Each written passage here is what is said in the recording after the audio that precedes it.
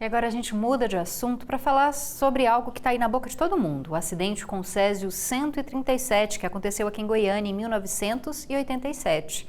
Esse assunto voltou à pauta nacional com o sucesso de uma série ficcional em uma plataforma de streaming, que conta a história, que tem marcado, a trajetória da capital.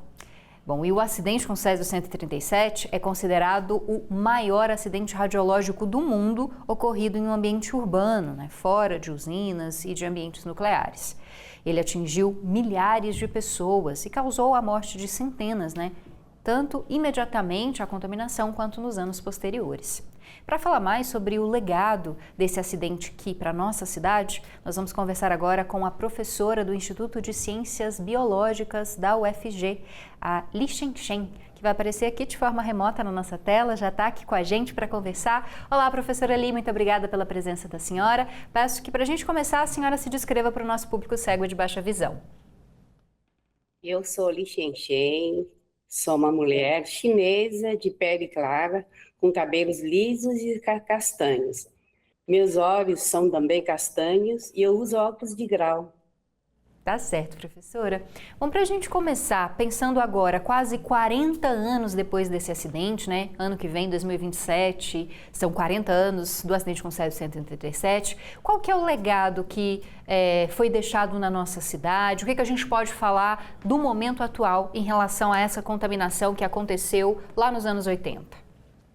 Então, o maior legado, na verdade, foi sobre a segurança nuclear, O acidente, ele gerou um marco na regulação de equipamentos radioativos no Brasil, intensificando protocolos de segurança para evitar que fontes de radiação fiquem abandonadas.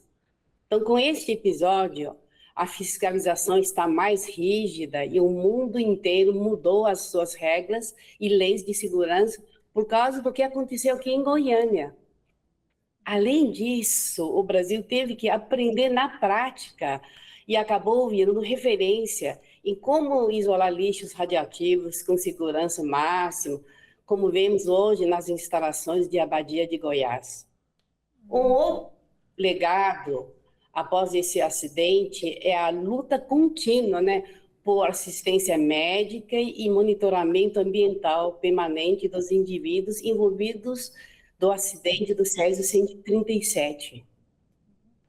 Professora, a gente conhece muito pouco sobre radiação, o público em geral, talvez conheça um pouco mais por causa desse acidente, inclusive, mas eu acredito que fiquem muitas dúvidas, Como é que é a ação do Césio 137, o que ele causa, nas pessoas?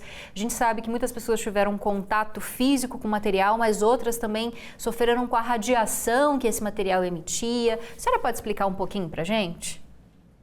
Sim, o Césio 37, ele é um material radioativo que é utilizado na medicina para tratamento de doenças como câncer.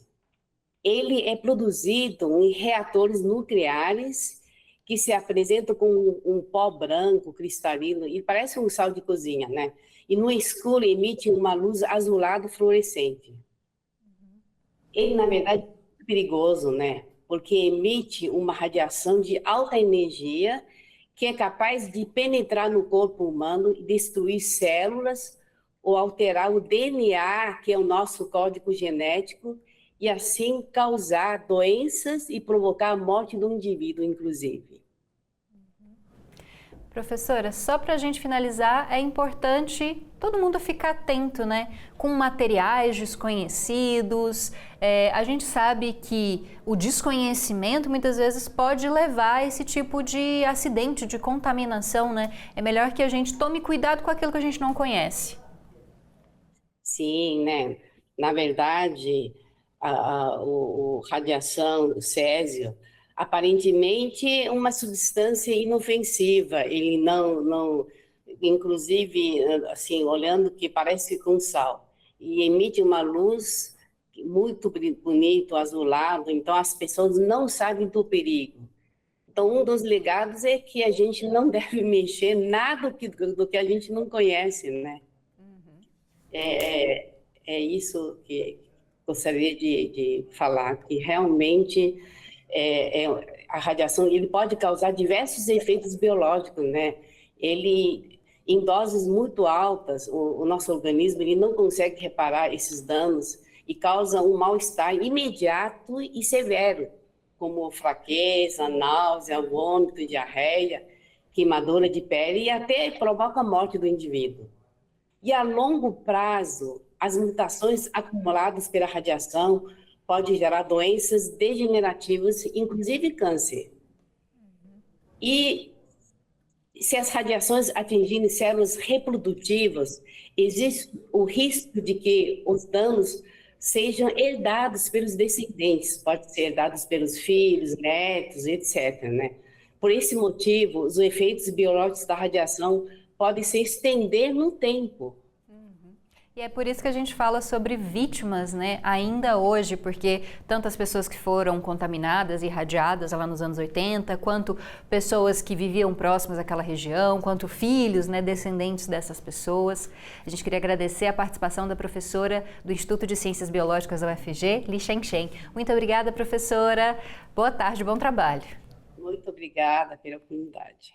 Até logo.